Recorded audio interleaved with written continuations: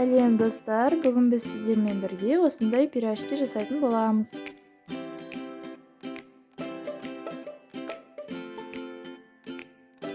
Ол үшін бірінші ыдысымызға ұн және де дәміне қарай қант пен тұзды ашытқыны салып біркелкі болғанша араластырамыз. Жылы суды үстіне құйып, жұмсақ және де қолға жабысып тұратын қамыр илеуіміз қажет.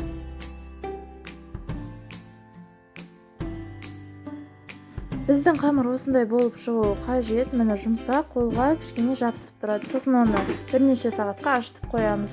Ашыған соң оны біздің бір ыдысымызға бір бөлек кесеге осындай май құйып алыңыз. Сізге себебі қазір ол қолыңызға жабыспас үшін қажет болады.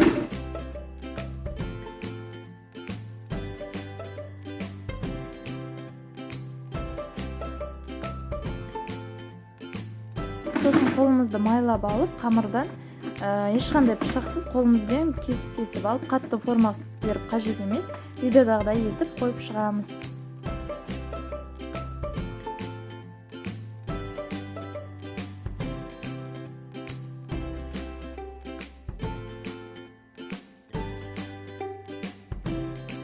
Одан соң біз қамырды 10-15 минут қытындырып қоямыз.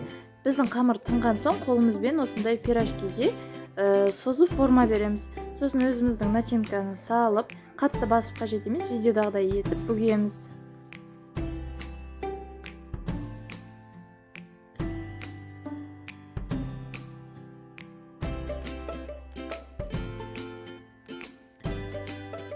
Біздің пирожкилерді қызып тұрған майда екі жағынан аударып тұрып пісіріп аламыз.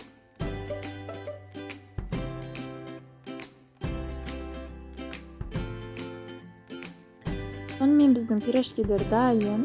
Егер сізге рецепт ұнаса, каналға тіркеліп және де лайк басып кетіңіз. Ас болсын.